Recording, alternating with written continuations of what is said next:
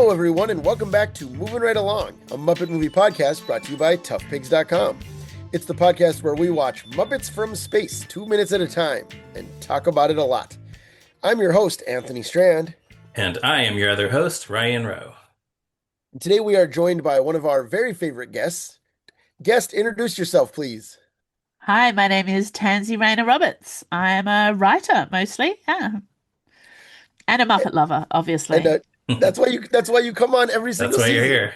I do. I always show up. What a joy. What a joy. Thank you so much for joining us once again to talk about minutes 11 and 12 of Muppets from Space. In these minutes, Yeah. Gonzo gets a message from his breakfast cereal.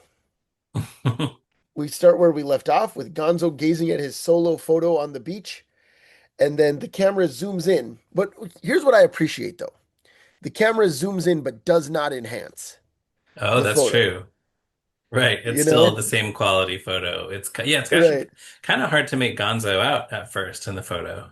Yeah. Yeah, it's not necessarily explicit that it's him, except that nobody else has that silhouette. Yeah, Yeah, exactly. it's, It's it's the the nose nose gives it is the thing. away. Yeah. But yeah, he's pretty far away standing on that vast, lonely beach. I like the music too. It's just this very like George Michael walking with his head hung down on Arrested Development type music. But it does make it ironic that Kermit just called him distinct, and now we can barely make out his image. True, yes. Yeah. And of course, you have to ask the question of who took the photo, unless that is Yes, Yeah. explained in minutes Yeah. 1 to 10, which I'll admit I haven't rewatched in No, a very long time. it is not. It there's sure no isn't. explanation. Yeah. Yeah. Yeah. Do you So, think they took this picture when they did the Muppet Beach Party album? Right after the limbo, they just Yeah, everybody was tired from the Limbo Rock party, but one Muppet saw Gonzo standing on the beach and took that picture. I like to oh, well, it think would Buzz. be Scooter, wouldn't it? Like Scooter. Sure, why not? Did he always have a camera, or is it just his personality always had a camera? Gonzo himself always has a camera in The Great Muppet Caper, but I don't know about Yeah. Scooter. Yeah, Yeah, I mean no. Scooter has a computer on Muppet Babies, of Yes, course. so Oh, so yeah, it he's just very kind up of to seems date. like him. Yeah, And he has Yeah. his radio frozen to his wrist in the Great Muppet Caper. right. You know, Like Scooter would he's be a like the first Muppet to have to get the smartphone that, like, when it could take photos and things like that. Like, right, that's the he's thing. early Sure, adopter. yeah. Scooter's probably got the money for these things as well, of course, because of Oh, his rich uncle, right? right, exactly. Right, Yeah. Yeah. yes. But Gonzo is not having any of it. He says distinct, huh? More like extinct. Yeah, Oh, even so in sad. the depths of his sadness, he can still do some clever wordplay. So that's nice. Yeah. He has that going for him. Before we see the photo, I did want to call out his beautiful dressing gown. Like the detail and the close up we see. I've always, as you probably remember, I'm always kind of obsessed with what Muppets are wearing. And this Sure. outfit of his is amazing. We've got the chicken pajamas, which are very, Yeah. but the dressing gown, like the detailing on it, all the little piping at the edges, it's just been so beautifully made. And it always makes me mildly envious of whoever gets to make Muppet clothes. But What it's also, it's the stylish. It's considering he's living in a ratbag share house full of right. Right. bohemians, Yeah, he is that's wearing a true. very stylish nightwear. I mean, the man always likes to look good. If there's one thing we Yeah. know about Gonzo. Yeah, that's true. He pays attention to his fashion. And I think we have shouted her out already this movie, but always time to call out the great Polly Smith, who was the costume designer on this movie, as she was on most of the Muppet movies. Yes, we can Ah, never that shout makes her out sense. enough. Yeah. Yeah. But I guess as well, the fact, and I only noticed on the second viewing that the pajamas actually do have a distinct chicken pattern on them. Yeah. Yeah. So is that kind of the aesthetic equivalent of like sailors who have saucy lady tattoos? Oh. Like, Yeah, I guess it is. Yeah, for Gonzo it you is. know? Well, you're right. Yeah, you're 100% right. But also it's funny because Camilla's not in this movie. There's no like mention of Gonzo's relationship with chickens, really. You know what I mean? Yeah, Like that's not really part of the it's story. Yeah. it's kind of the I only guess shout so. out to it in the movie Hmm. is his pajamas. Well, I suppose the thing, because this movie is all about how alone he is, so emphasizing the fact Yeah. that, he has a fairly healthy romantic life compared to most of the Muppets is not like doesn't really fit that narrative. Yeah, I think Right. that's why, exactly. Yeah. But you know what though? You can't sit around thinking about your troubles all day. You got to eat a balanced breakfast. You have And to. that's why Gonzo pours himself a bowl of Kap'n Alphabet. With a K, Cap'n. Kap'n. And I like that it's a seems to be a pirate themed series. I mean, I know I guess Captain Crunch is a naval officer, right? He's not a pirate. Right. So this guy's probably also a naval officer. But I like that it's nautical themed, in a Yeah, it has the Yeah, vibes of Treasure Island. right, it does. exactly. But His costume does look like something one of the pirates from Muppet Treasure Island would wear. Or uh, Fozzie kind of has that same wig look. Yeah. but the art style as well on the box is that really specific, and I don't know if it's the same artist, but it's that really specific drawing Muppets as 2D art that certainly I went through this phase when my kids were little where I collected vintage Muppet like picture books and Hmm. all the old like comic books and picture books and things like that. And they all have that really like Muppets drawn as 2D, just a really specific drawing style. And so that was very familiar and nostalgic for me seeing that front of the Sure. box. Yeah, now that you say that, it's kind of reminiscent of the Marvel Star comics of like Muppet Babies and Fraggle Rock, where they were kind of drawn in a cartoony style like Yeah. this. Yeah. Yeah. We should also mention that this appears to be Mr. Poodle Pants as Kap'n Alphabet And on the Mr. box. Poodlepants, for listeners who don't remember, who justifiably don't remember Mr. Poodlepants, he Yes. was a recurring character on Muppets Tonight with a voice like Edwin Right. or a voice like Alan Tudyk as King Candy, if you prefer a more modern Right. reference. But And what's the he, timeline here? Surely Muppets Tonight hasn't happened yet, or has it? yeah, This it is just ended. It's ni 96 to 98. Oh, yeah. right. Okay. Yeah. Yeah, that's where Pepe comes from. Who's Of obviously in course. this movie. Clifford was prominent on that show. A few Yeah. others. Johnny Fiamma and Sal, who we're gonna Right. see later more. Uh, but Mr. Poodlepants is kind of a nothing character. It's just Steve Whitmire He's doing just this like Edwin impression. a very silly guy is that's his thing. Yeah. And he And does not according, appear as one of the Muppets living in this house in this movie, but here, like, this is his cameo. He's Well, it's Captain nice to Alphabet. hear that. It's nice to hear he's found his niche and he's getting some endorsement money Yeah, because, I guess like, so. it's hard for a D-list Muppet to make a living in this tough world. that's Oh yeah. that's right. He seems to be doing fine. Yeah. Uh, yeah, and Steve Whitmire mentioned in an interview at the time that he performed Mr. Poodlepants in this movie.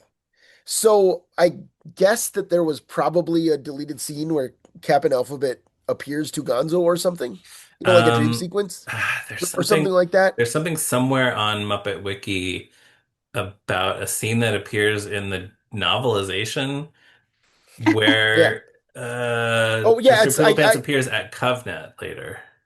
yeah, I have that open. In Muppets from Space, the junior novelization, the character had a speaking role during a scene that took place at Covenant. Yeah, so maybe So they was he a actually shot that.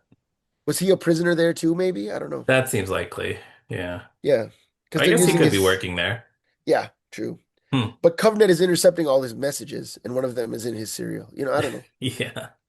We'll we'll Hey, we we'll never know. I don't know that there's no, anyone who could tell us. I don't think so. I'm just delighted to find out there are Muppet novelizations, and now I'm like, okay, who gets that gig?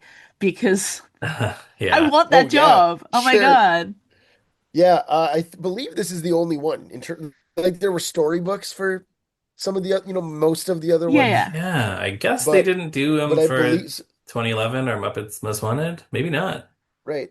So this is by Ellen Weiss, possibly Ellen Weiss, All and right. it is a junior novelization with 8 pages of color photos. Ooh. So I should read it. I should have read it before we started this season. I still Yeah, should. I was thinking I'm like, gonna. should I try to This find is a me copy of announcing on the this? podcast that I'm gonna read Muppets from Space, the junior novelization, Okay, before do this it. season is over. Do Well, it. this is kind of It's as well I mean, I know they'd still do novelizations, but it's not nearly as common as it used to be. Like the 80s and the 90s was really the end of the golden age of novelizations when like everything did, like TV shows. I Yeah. had Buffy novelizations of Mm. oh the yeah, individual episodes because it actually wasn't as easy to get like to rewatch the episodes necessarily. And so right. that was a huge thing. And then the market did kind of drop off, except for the really cult properties. Right. Right. Well, So, I yeah. mean, like obviously you and I, well, all three of us here are big Doctor Who fans, and Yeah. they still like they just released a bunch of novelizations for the newest Yeah. season, Well, that's because they Huh. which, can sell Wow. like them you to say, Doctor Who niche fans. People will properties actually exactly. buy them. It's an Yeah. outlier. It's like they Yeah, kept doing the big DVD box sets for Doctor Who, even though everybody else in the UK, like they don't get DVD releases for almost anything else sure. because they just stopped buying them and making them. But Doctor Who, outlier. Yeah. Oh, Yeah. for What's sure. Right. what's funny in retrospect is when they would release a novelization before the movie had actually been released. I Yeah. have well, so I'm actually going to mention this movie again later. But the first Teenage Mutant Ninja Turtles movie that came out in 1990, I bought the novelization of that before the movie was out, and I read most of it before I saw the movie, so I already knew stuff that was going to happen. And I so mean, like I did you, that with Star Wars. yeah, To be yeah, fair, it I just was seems slightly too young to see it in the cinema, but I okay, absolutely yeah. did read the novelization as like from the secondhand bookshop before I saw the movie. So, Yeah. Awesome. yeah. Yeah. Love It's just that. so I just feel like they would never do that now, releasing it with enough time that people could read the whole book before seeing the movie. Yeah. I Yeah. I might have mentioned this on the podcast before, but I was 10 when Batman Forever came out. Mm. And I bought the novelization at the book fair or out of the book order maybe. And I read it. I got a Nickelodeon magazine with Val Kilmer on the cover with a fold-out poster, and I hung that on my wall. Yeah. And I told everyone that Batman Forever was my favorite movie. Oh, and you still haven't And seen it. no, and I didn't see it Yeah. until I was maybe 15.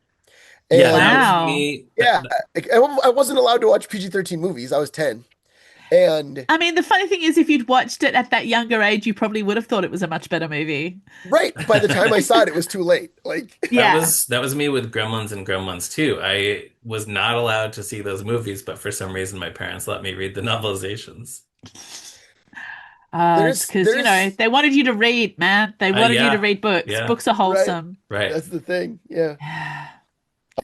But I guess we could talk about novelizations all night, and I truly believe that we We could. could, yes, but we have to talk more about Kap'n Alphabet, Yes. We which So is do. These a delicious sugar-crusted corn and oat cereal. It does seem like it's supposed to invoke Cap'n Crunch, but it looks more like alphabets, right? right, because it's alphabets.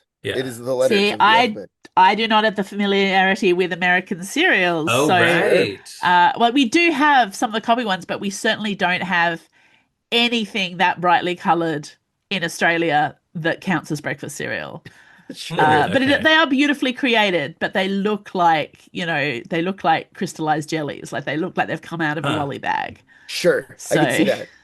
And yeah, a lot of cereals that were more brightly colored in the 90s are less brightly colored now, too, I've That's because heard true. that. Yeah. they've switched Yeah. to natural dyes and Well, things one like, thing I learned, Yeah. Trix comes to mind yeah, I looked as up well. alphabets and found on Wikipedia that it's actually come and gone a few times. I was not aware of this. It was discontinued, it came back, it was discontinued again in 2021.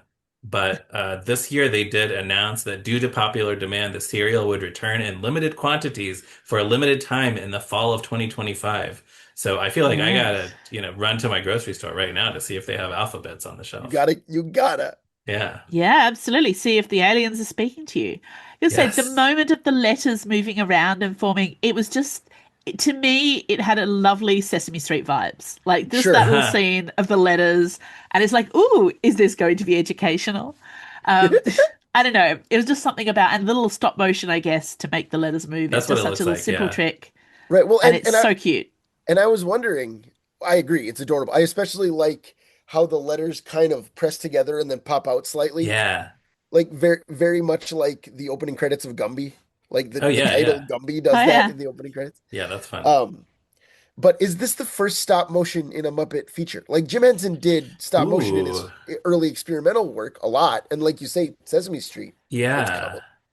I I mean, But it seems in the movies, unlikely, but I mean, you guys have watched every frame, so you tell right? yeah. me. I'm trying to think, and I don't think there is I any. get yeah, I don't know where it would have been. So yeah, I I guess mean, there so. probably is a bunch that you haven't necessarily noticed because, like, every now and then when they're doing stuff with puppetry tricks, and it's like, you That's forget true. about That's it. You're true. like, Yeah. you know, probably they do use it all the time just for little bits and pieces, but when the Muppets are doing impossible things and holding things, and we forget to notice them because we forget that Right. you know that it's artificial. But no, this is Huh. a really and it is nice that it feels that old school. Like it's not, it doesn't feel computerized. It doesn't feel, considering this is what is the year that this, it's late 90s, 99. isn't it? 99. Okay, so this is the era of like Star Wars being fixed and, Yeah.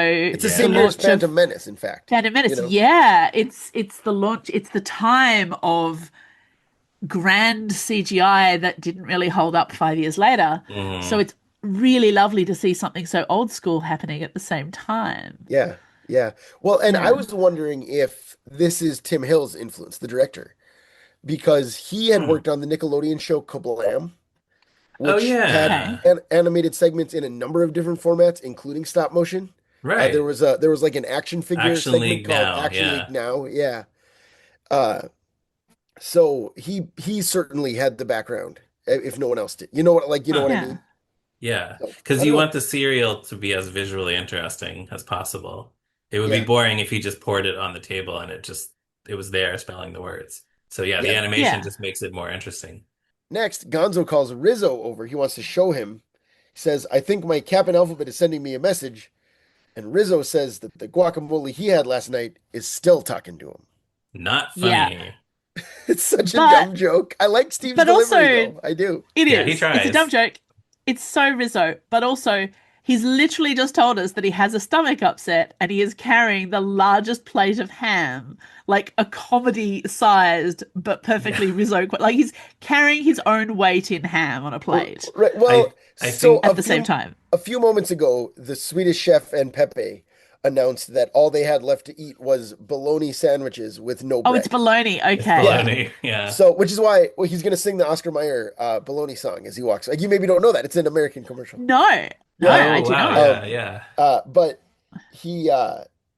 But I really like that they pay off the bologna sandwiches with no bread. So really, what he's carrying is a plate of bologna sandwiches with no Yeah, bread, I right? don't know if I had Yeah. ever really caught that before, but that is funny. And also, yes, Rizzo's gonna eat I don't know how many, I didn't count. I should have counted how many slices of bologna that is, but So many yeah, slices. that's Yeah. So many. a big pile of bologna. See, But out of and context, he's just there with his mug of coffee and his giant plate of meat, and it's yeah, just right, Yes. right. it's so in character.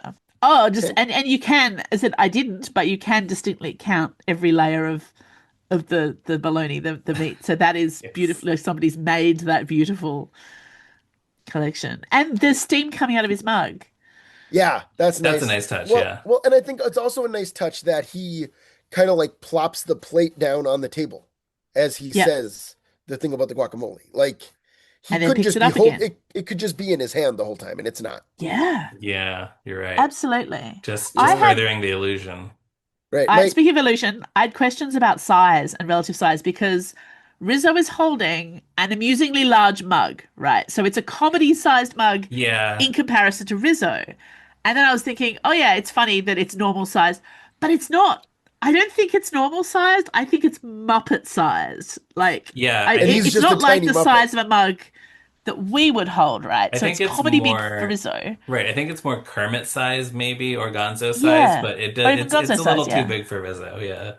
Yeah, because I was like that with the rats and with any kind of like smaller creature thing, the giant, the idea of amusingly large crockery and all that sort of thing. So they're kind of doing that, but they haven't just bought a mug. Like they've clearly created a mug that is Muppet in Yeah, context. I think so, yeah. Yeah. Because Kermit is, yeah, you're right. Kermit is not somebody who would ever sip from an inappropriately sized mug. Like he always has something that's like appropriate Right. and I think they wouldn't let Kermit stylish. do that, yeah.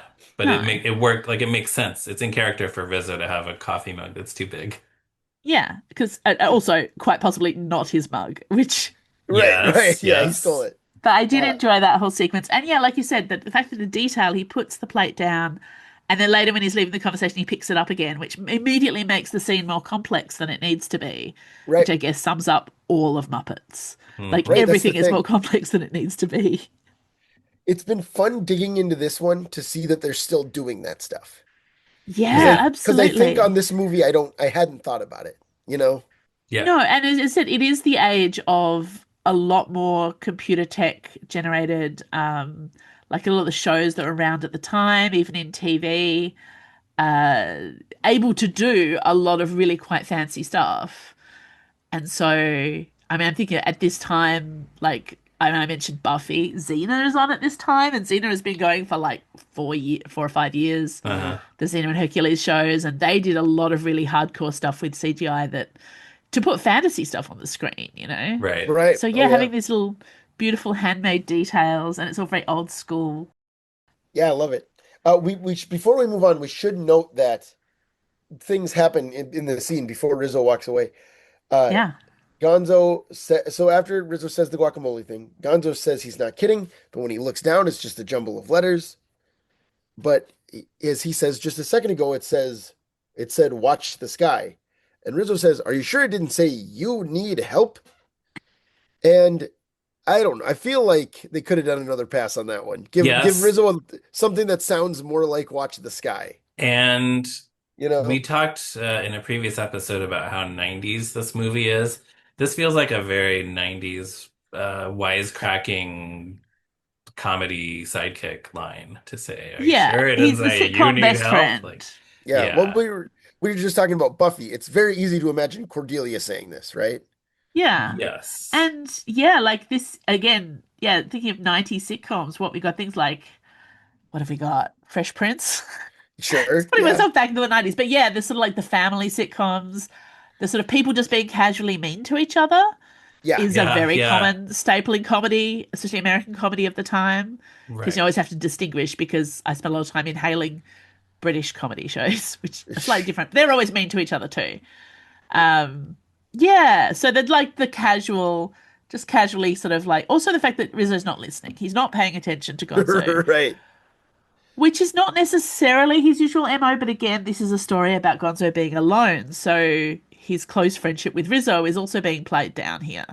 Yeah, I Yeah. think, yeah, Rizzo is not a good friend here, but again, yeah, I think similar to the Camilla being absent, that's kind of necessary for this movie so Gonzo can feel more alone. Yeah. I'm now thinking of the okay, because we're talking about Buffy. There was this trope with the Buffy where every season there'd be like one episode early on, like in the first couple of episodes, where for some reason all of the Gang would suddenly be just really mean to Buffy and make her feel really alone and isolated, and there'd be some sort of excuse or some sort of reason they'd all be annoyed at her, and it would just thoroughly isolate her and she'd be miserable. And then later they'd just go on with their cool friendship and all the other episodes. And it was just this really That's true. quite unpleasant feature. And always when you revisit those episodes, it's like, oh, this is not fun. Yeah. So, Yeah, that's true. Yeah. Huh. She really did have a I never demon thought for about a it. roommate, and none of them believed her. exactly. Just listen Yeah. to her. She Like, knows she what has she's talking form. about. Yeah. She has experience. Like, this sort of stuff happens. But there was always like, oh, you couldn't possibly have this weird thing happening to you. And it's like, have Yeah. you met you You are and on Yeah, this know where what you TV live? show. Yeah. right. Yeah. What show do you think you're on? Right. Exactly. So there's a little bit of convenience, and obviously this isn't quite that extent, but there is Right. a little bit of just sort of like narratively convenient people not paying attention to him, him feeling alone despite living in a whole house with his all his best friends.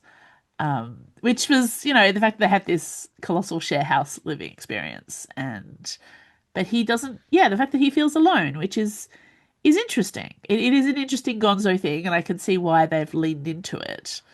Like Rizzo is his best friend, but Rizzo has all the other rats and often has his own That's shenanigans and subplots happening Yeah. yeah. when he's not. He doesn't just exist to wisecrack next to Gonzo, which is great for Rizzo. But yeah, Yeah, so then but what Rizzo does here before he leaves is he says, "Look, maybe you and your cereal would like to be alone." And then he picks up his pile of bologna, as we said, yeah, grunting with effort as he does. He kind of goes, "Ugh," which I Hmm. like, yeah, and shakes his head and says, "Ugh, boy." Yep. So there's that like yeah. What a sitcom bad insult friend. stuff again. Yeah. Yeah, yeah. He is, And but it's also what the comedy friend. Like that's the Yes, thing. The yes. male best friend who's always that bit more shallow, that bit more of a it's just like just more of an idiot, that bit like Yeah. more selfish and not supportive. Again, that's a very standard sitcom trope. Sure. Yeah. When Rizzo turns around, I want to call out some more lovely costume details because this is where we see, obviously, he's wearing his fairly, I think it gives us a standard look, or it's his 90s look because he's got the little baseball cap and the bomber jacket, which is very on point. But Yeah, when he that's the turns around, you 90s. yeah, yeah, absolutely. But you see all these beautiful little details, like the crafting of the cap. There's a mouse or a rat on the back of his bomber jacket. I couldn't read what was said. Like I tried reading the little banner under the image on the back of his jacket, and I couldn't. I thought I saw rat something. So I don't Hmm. really like. I'm kind of aware of bomber jackets and things like that, but I'm not really sure of what the standard thing was for the back. Is it like supposed to be some sort of branding, or is it a Well, like a we band, or in a previous clip we saw his jacket hung on his bedpost and it said the Cheese Whiz cast and crew. Right, but I don't this know is oh, if not that interesting. same is this jacket. this is a different jacket now, so maybe this Yeah, is a Yeah, different like rat pun crew jacket of a like that's really interesting. supposedly of another production that Rizzo worked on. yeah, I can't read it either. Huh. And also Any kind of like listeners, if you setting, know, let us know. Yes, please. yeah, yeah, because it had a really good vision as he turned away, but not enough to actually. I couldn't zoom in. Right. That it wasn't sharp enough image. But I was also thinking, like this being a placed in time and it being such a 90s thing, this is an age before hoodies. Like if this Oh, was made 10 years later, Huh. I yeah, say this that because I have teenagers who live in hoodies. Sure. And the huh. hoodie has been such a huge part of the visual image of the teenager for probably 20 years now. Right. But this is still this, we're not there yet. It was And not now I'm yet the just imagining, go-to fashion choice. Yeah. yeah, and Yeah. now I'm imagining Rizzo and like his series of band hoodies, like if it was made in Uh-huh. 2010. And yeah, I want to see that. Sure. Yeah. Awesome. Uh, and then as we said, as he walks away, he's singing the Oscar Mayer jingle, My Baloney has a first name. It's Oscar, Yeah. which is from Oscar Mayer commercials from the 1960s. This is kind of a big time for processed meat references in the Muppets because Oh, they had spam in the last movie. you're right. Yeah.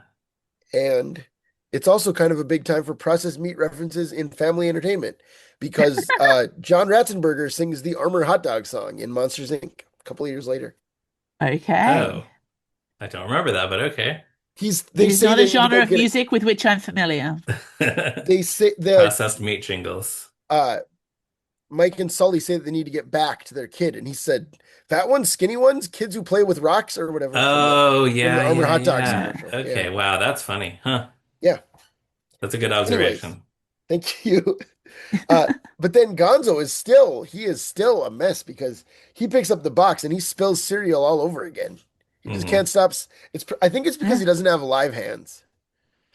Because Yeah. that's why He's it's so messy. yeah, Yeah, yeah. Yeah, I guess that's a nice little the was it the Doylist versus Watsonian way of looking at things. It's yeah, like, yeah, Gonzo being clumsy. But of course there's also plot convenient clumsiness because we need that cereal on the table. right. Oh, they could have done it in the cereal bowl. Again, that has a very, I'm sure that's happened in Sesame Street, that whole thing of a bowl full of cereal, but it just looks better on the table. I think so too. Yeah. Yeah. But then a toy spyglass drops out of the box into his bowl. Yeah, Gonzo that's a cool says thing. They don't really Yeah. put toy prizes in cereal boxes anymore, do they? there was a couple of years ago where General Mills had a series of like little Happy Meal-ish stand-up toys that came in Cinnamon Toast Crunch, Cocoa Puffs. I know this because my kids were obsessed with them. Oh, okay. And it would be like they were like retro 80s ones or whatever. Oh. So it's like Lucky the Leprechaun with a Walkman, Oh, or wow. whatever. Okay. Yeah. And they were Yeah, in the we cereal boxes? yes, and we Oh, have a nice. couple of those around my house The still. last one I remember is there was some cereal that had Minions toys, like talking Minions, and one of them supposedly cursed, but it wasn't really. It was just one of those things where because the audio was so lo-fi, it sounded like he was cursing. Yeah, it was like when Grover said the F word. It Right. Yeah. Or was like that. When Elmo said, "Who wants to die?" Right, yeah. Yeah. But I just The wanted to ask if either of you, can remember any really good cereal box prizes you might have had as a kid. Like I remember See, I definitely got a wacky wall walker from one, and then there was this is later when I was in college, but when Finding Nemo came out, there was this it was Dory, and it's hard to describe because I'm using my hands to try to demonstrate it, but it was like this rubbery concave toy of Dory, and you would flip it inside out and let go, and then Dory would like jump up into the air. It was very cool. Huh. yeah. See, in Australia, we just don't really have, I guess, the history that I know of. It could be because I was raised by hippies, but Sure. I might have been deprived in the 80s. Though I do remember Ah, eating cereal, and I don't remember, like, I think the toy in the box was something that was either already seen as old-fashioned, like I saw in references in TV, or maybe it just wasn't an Australia thing. Our big thing was the boxes themselves would try and appeal to kids. There'd be all this like how to make a craft thing out of the box right, or yeah. puzzles on the box. Yeah. We They had still the do the whole like puzzles, yeah. yeah, or the little like the little pile of selection box of tiny boxes of cereal. Sure. And It's they'd like be like a how to 10 turn it pack into a or whatever. puppet. Oh, yeah, yeah. Yeah, That's fun. but we didn't, yeah, that whole thing of an actual toy falling out. I don't think I ever had that experience. I remember seeing it in the goodies. Like it was because they did a famous, they always did the comedy, the goodies TV show. They always did these sort of comedy sketches based on ads. And they Okay. had one of a kid pouring a whole box of plastic astronauts into a bowl. And it's like, Mom, I found a Oh. cornflake. Um, Yeah. That sounds But right. yeah, yeah, but we don't really that. We do, however, have Oh, that's too Kinder bad. Surprises. So, Okay. which, they'll chocolate eggs with toys inside that are Right. a very big thing here in Australia. Yeah, which But I don't think we really had here until pretty I'm pretty recently, sure in the they're last few banned in the years. US. They Yeah, they've were always. but now you can get them. Yeah, I do see Okay. them at the Yeah. at the We checkout aisle have of yeah. All we right, have a so li- you can get them now we because have you were Kinder Joys deprived with for many like years. right, exactly. But now they have Funko Pop DC heroes in them. Oh. And if you Oh, strive, yes. Actually, I have a little Kinder Joy Funko Pop Batman sitting on my dashboard in my car. yeah, I got a Okay. couple of those. My youngest and I did we got them in the airport and we had a couple of little sort of like little Batman figures. And yeah, there's a lot of really cool things inside things these days. But Yeah. yeah, something about the cereal that yeah, didn't quite translate to It us. just didn't Ah, happen. that's too bad. Yeah. So Gonzo picks up the toy spyglass and says, "Cool," and And he pulls it extends open. it. Like Yeah, that's It's collapsible, yeah. yeah, love yeah. that. Love that. That's what's cool about it. That's why he's right. And then the cereal spells out, "Are you there?" And he calls for Rizzo again. And I really like that he's shot from below, like we are the cereal looking up at him Ooh, yeah. Yeah. here, That's true. And It gives a kind of anthropomorphizing cereal. yeah, Which makes sense. That thing of reaching out and secret messages. It's cool and eerie and yeah. And the fact it's a visual message. It's not like, often with this kind of trope, it's like a something audio or yeah, that's just the yeah, idea of reaching out and creating a message. Yeah. in the words, in the alphabet letters. Yeah, it's Right. It's Yeah. great. not Kap'n Alphabet talking to him. It's more tactile. Right. If it was the cat, you mean like the cereal box If the character, cartoon on the box talked to like him, yeah. on Wonder Falls. Oh yeah, yeah, kind of like that. There was a scene in I don't know if you guys have seen the film Young Sherlock Holmes Yes, from but not for I a long time. haven't. okay.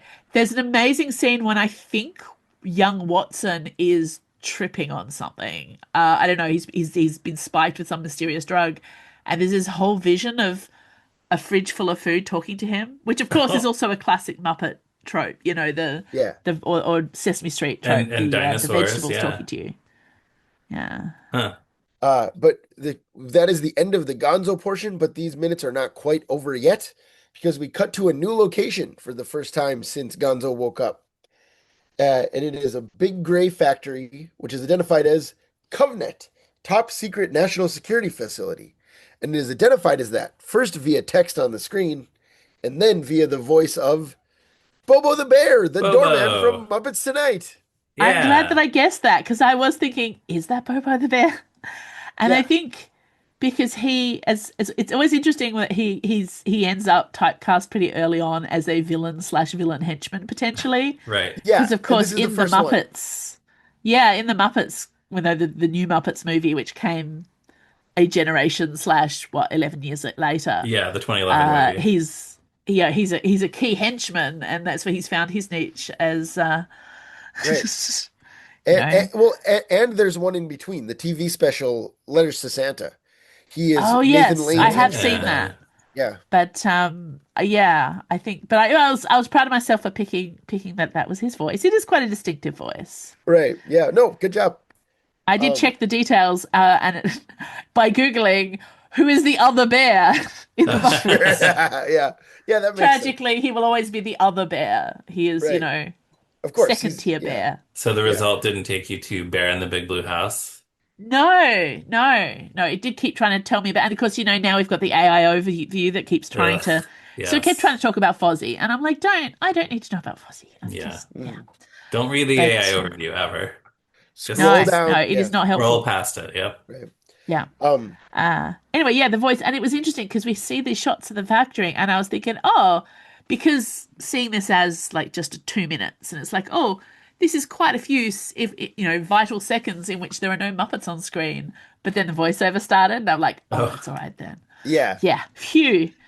And but this is again, Bobo's another character who debuted on Muppets Tonight, and Yeah, this is going to be his film debut, even though we haven't quite seen him yet. yeah. See, I Uh, remember watching Muppets Tonight, and it was a really big deal. And I remember being really disappointed when it was cancelled. But I have not seen it since. Whereas I've definitely rewatched more of the Muppet movies much more sure. often.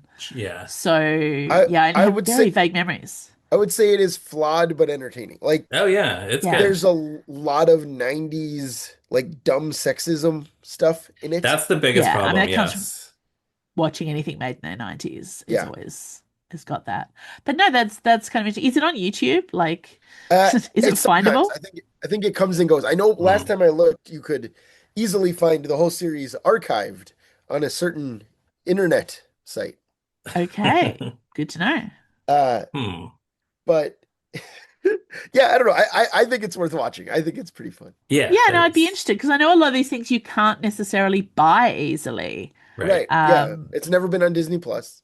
yeah. It's not never came out on DVD. It never had any kind of home video Oh, it's though. so No, frustrating. Like if yeah. you buy the Muppets, your job is to keep the Muppets in open distribution. That means all of it. None of this Right. ridiculous Should vault be. Yeah. business.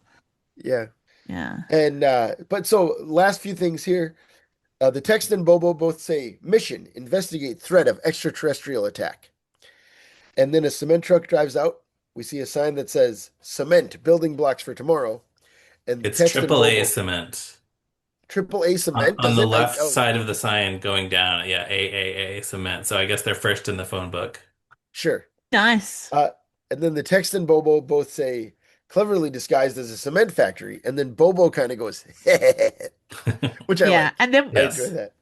the highlight of this scene is the most adorable security camera, like The shaped little like a truck. little cement truck and all these Yeah, beautiful details. And it swings around in a little sinister Blake 70 kind of way, but it's sure. adorable.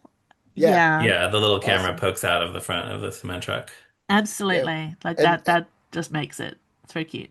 that is the last thing we see. Ryan, what were you about to Well, say? yeah, so according to IMDb, I found this is the ideal, or this was the ideal cement factory, which is now the Roanoke Cement Factory in Castle Hayne, North Carolina.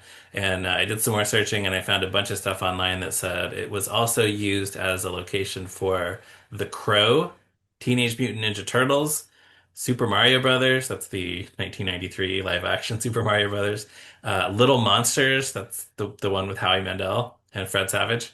Cyborg, Raw Deal, which is a 1986 Arnold Schwarzenegger movie, and a few others. So this has been a location for a bunch of movies, the cement factory. Yeah, so the apparently semi-lucrative cement factory business absolutely added to over the years by film, Yeah. Yeah. Film location Yeah, a fees. That film is very location interesting. cleverly disguised as a cement I factory. wonder if this is the only time that it's actually used as a cement factory, because that would be funny. Oh, I think in some of those it might be an abandoned, like I want to say, I mean, I haven't Yeah. seen Cyborg or Raw Deal, but I bet it's like an abandoned factory in those movies. Yeah, but Right. would they Yeah. specify what kind of Yeah, I factory? don't know. You Maybe not. know, whereas in here, I just think it's kind of cute that to get something that's cleverly disguised as a cement factory and they literally filmed, they could have filmed at any factory. It That's wouldn't true. really matter Yeah. from the outside, but they chose to film a cement factory.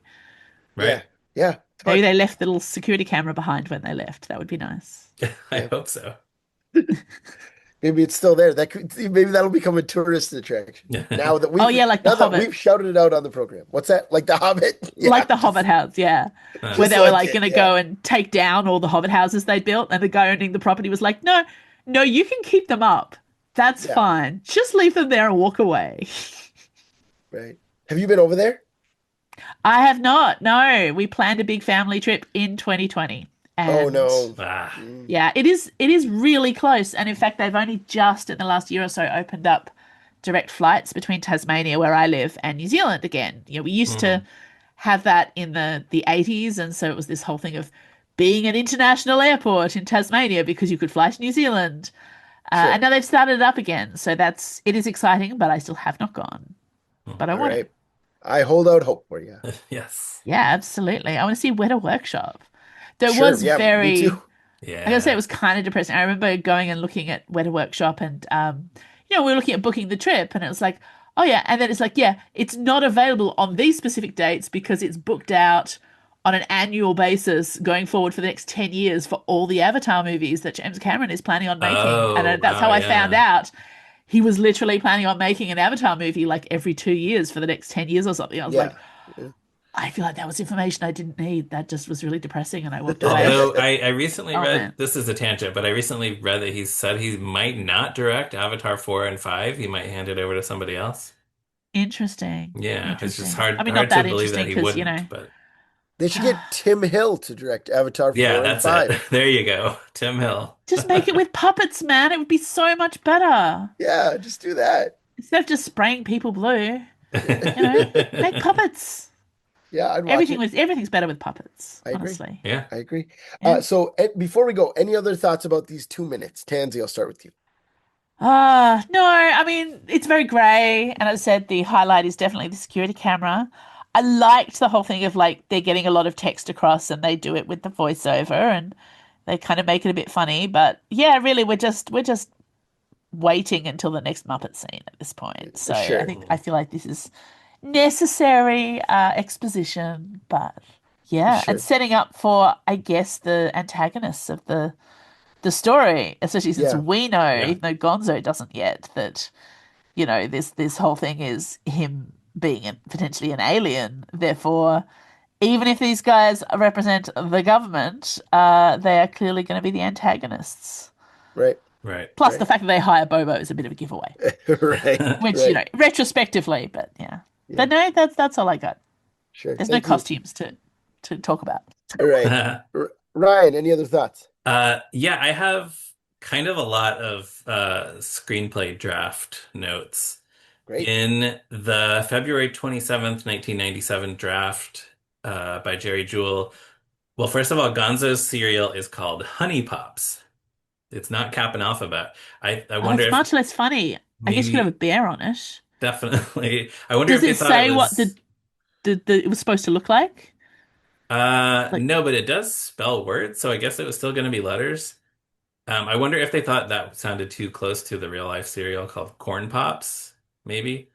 And then in the yeah. May 26th, 1998 draft, the cereal is called Choco Stars. And in that draft, the chef has to cancel breakfast because Gonzo is throwing all the food on the floor, hoping that it will spell more messages, like all the food in the kitchen. Like, Huh. I like That's that. interesting. yeah, that's funny. But Both then, both Honey Pops and Choco Stars sound though like they would be like just one color. Both like a honey yeah, cereal you expect to be the color of honey, a choc right. cereal you expect to be chocolate. Also stars, like that's not going to spell out. That's going to take a lot more work to You spell know, out letters. that's probably why Yeah. they changed it now that you say that, because yeah, the word alphabet or letters should be in the name of the cereal. Yeah. Yeah, I bet that was Yeah, wrong. and maybe they were going to do it a different way. Like you could make whole letters out of a series of pieces of Oh, cereal. yeah, maybe that's And what it maybe would they have thought, done. this is overcomplicated. Too Let's just much, do an yeah. alphabet cereal. Just make it look Yeah. like alphabets, yeah. But then Yeah. also back to the February 27th, 1997 draft. I want to mention that in this and later drafts, Gonzo has a jar of fungus that he carries from his bedroom to the breakfast table. Bunsen Honeydew identifies it as Yuckengagius upchuckium. That is the Oh, specific fungus that Gonzo has. And that will come okay. back. That will come back later in the screenplay draft. So file that away. Also, in this draft, the serial sends him more messages, including one that says, "Look for us when you get to your new home. Trust your instincts and follow your destiny. This cosmic message is part of a nutritionally balanced breakfast." Which would take a lot Okay, of that letters, I guess. that But is a lot of letters. I sort of almost wonder if maybe it wouldn't have been spelled out by cereal in that case. Maybe it would have I been just like the letters on the box kind of changing to a different Yeah. message or Huh. could something. have been. I think it's the way it's in the stage directions is like Gonzo just looks down at the floor where, or at the table where the cereal Oh, is okay. spilled and reads it. Why we wouldn't actually see all those letters, I guess. Yeah. But why does the cereal say that Gonzo is going to have a new home? Well, it's because in this draft, Gonzo becomes convinced that the Muppets have to move to a new house. His friends are skeptical until a wrecking ball smashes through the wall of this boarding house. And it turns out they were late receiving a letter in the mail letting them know that their house is due to be demolished on September 24th, which is today. Huh. And of course, many Wow. listeners are recognizing that date, which is Jim Henson and Steve Whitmire's birthday. Both of All them right. were Yeah. have Yeah. the same birthday, September 24th. So then the Muppets are homeless. They're wandering the streets, and Gonzo finds a quarter on the sidewalk. And then he meets a man who needs a quarter to feed a parking meter. So Gonzo gives him the quarter in exchange for a comic book. And the comic book is Fungus Man, the Toadstool of Steel, which turns out to be worth $100. And Gonzo takes it to an antique dealer to sell. And as he is about to sell it, a winning lottery ticket falls out. So Gonzo has won the Okay. lottery and he buys a new house for all the Muppets to live in. It's described as, quote, a large, pretentious mansion, except that it is built to look like an oversized fairy tale cottage, end quote. It is. It is very easy to see why they cut all that. Right, right. Yeah, And it's overcomplicated, but very it is much. interesting that idea of well, for a start, the house getting destroyed. That's very Hitchhiker's Guide, uh, Yeah, for at sure. the beginning. But also, I guess that thing of you're told a message in the serial, and then something comes true, which makes you then put more belief in the message. Sure, yeah. And I He's can see why following. you go through those beats, but actually, it is Gonzo, so all you really need is him to buy in much earlier. Yeah, just his blind And faith in this. yeah, and Um, the thing of the little telescope is such a little detail, but it's just that little bit of backup. right. Yeah. Yeah. But If you, the other Muppets don't like the new house, the mansion.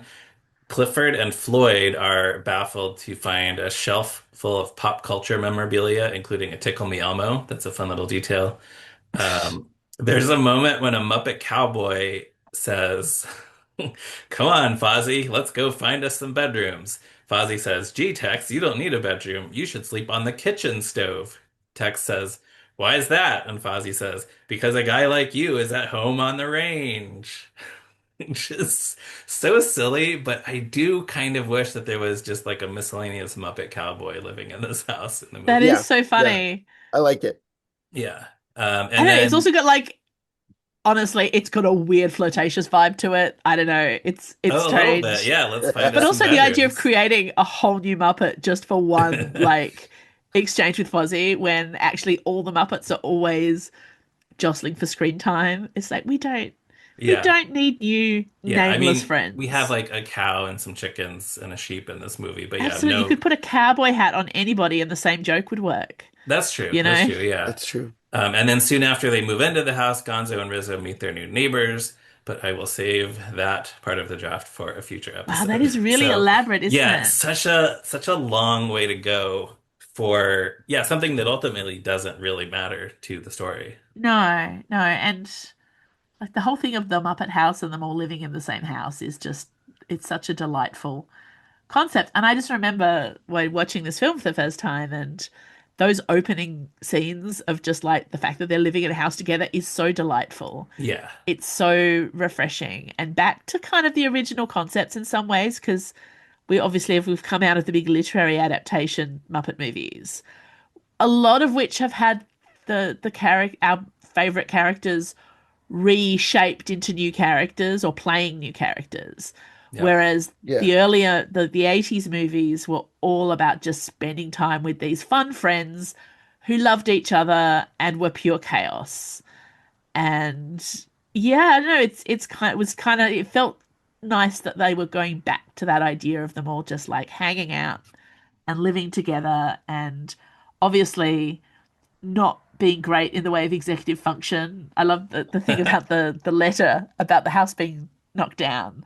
Like so many of the Muppet specials and things like that. It's all about, they're running out of money, they can't afford their Right. lifestyle, they forgot to pay a bill, they didn't answer a letter. It's so relatable, I Yeah. think, sure. to young adults at any era. Yeah, like they are failing to adult always. And yeah, yeah, I know. Yeah. It's pretty great.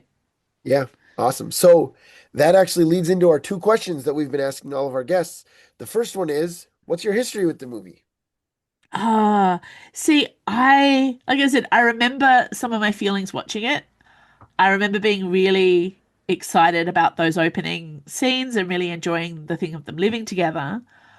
I think I vaguely remember that my expectations of it were that it was going to be a bit more space-based as a film. Mm.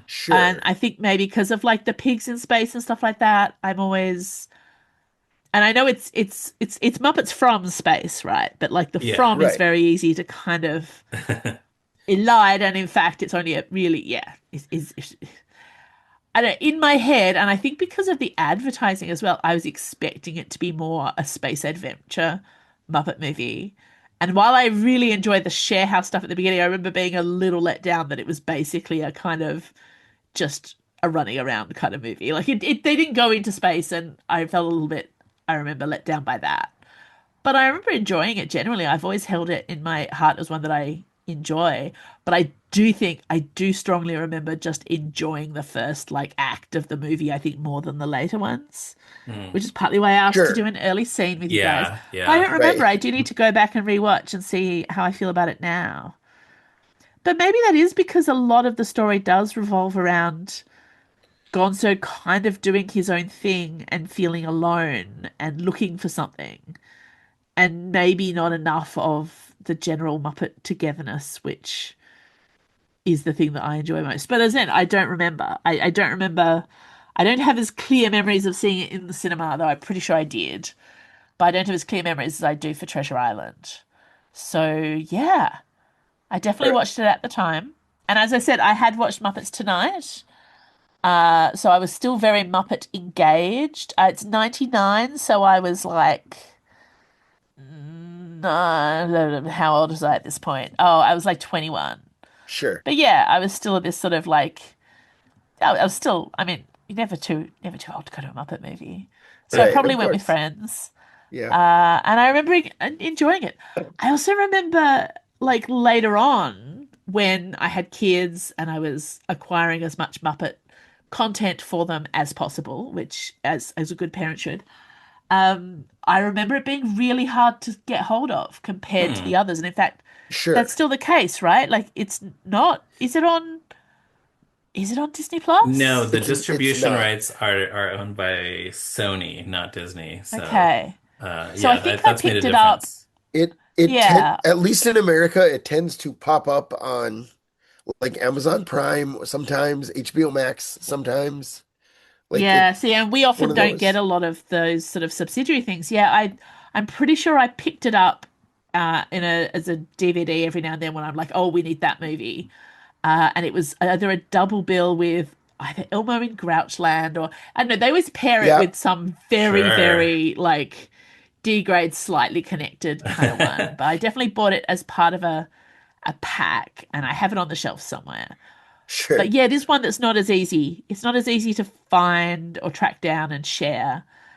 And it's not really one that was a big part of the rewatching and or that I mean my kids, I say kids, they're 16 and 20 now. Hmm. They're Muppet highlights in their life mostly. Like they loved and they watched the original the new The Muppet movie. And I think they'd kind of fallen off by the time the second one came out. But actually the one Muppet thing that we've all kind of watched most and enjoyed, I've talked to you about the Wizard of Oz one, but it was the series that's just called The Muppets, but we always refer to as The Office Muppets Oh, yeah, because Sure, yeah, yeah. yeah. of the font. And that is just such a good show. Ah, and it's like it's so annoying that that one was cancelled because Yeah. and my kids have then after that hated any new Muppet movie, any new Muppet content that's come out after that. They always compare Hmm. it to that, and it's not as good. Huh. We watched the Haunted Mansion thing, and they loathed it Oh, because wow. the Kermit Interesting. voice was just not quite on point. I don't know. They just hated it so much. I like the commentary was just so like vicious. So Oh, yeah, no, they're very nostalgia based, but their nostalgia is a different place to mine. But no, sure. this Hmm. movie, I remember enjoying it. I have very fond memories of liking it, but thinking back, I do not remember a lot of it. So I'm gonna have to rewatch it. You gotta There you fire it go. up again. I thought And about doing it then before I did this, and then I did not, which I think Sure. is something I say every time. sure. So, You should watch all eight in a row in one sitting. oh Ooh. yeah. Um, but then our other question is, what is your favorite science fiction movie or show? Okay, well, you pretty much know the answer to this one because while I have watched and enjoyed a lot of science fiction over the years, I am very much a Doctor Who girl. Like, that's my, Mhm. let's face it, it's a big chunk of my identity. And it's a Sure, lot of what I'm known for. I've been part of the Verity podcast for many, many, many years. Yeah, so, and while I've watched, as I said, watched a lot of Star Trek in my teens. I did the whole Star Wars thing. I've watched just about everything going. But the very British science fiction is always like, yeah, I was raised on Doctor Who long before I even had a choice in the matter, so that's like my go-to touchstone. Huh. And other things like Blake Seven and other kind of like British science fiction is always my first love. sure. Awesome. Yeah. And another probably really big, but going back to the 80s and 90s, probably one of the most influential science fiction things on me otherwise was actually Robotech. Like that was a Hmm. big part of my childhood. The kind of like American remake of Macross. So it was my first one of my first introductions to anime, apart from Sure. Astro Boy, which is also a Ah. huge part of my childhood.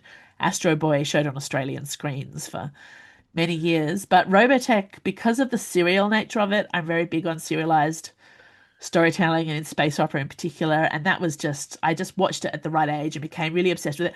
Read the novelizations. I have them still Ah. on my shelf Love in it. prime There it position. is. The novelizations of Robotech. I was a big collector about it. Yeah, and it's just basically humans living on a giant spaceship, traveling very slowly, integrating with weird alien clones, and releasing pop songs and falling in love.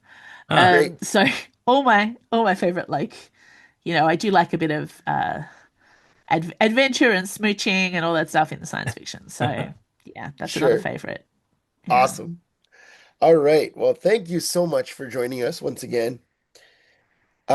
Listeners, that is the end of our episode today. You can check out toughpigs.com on the internet, Facebook, Blue Sky, Instagram. We're all over the place. You can become a patron of ours on Patreon.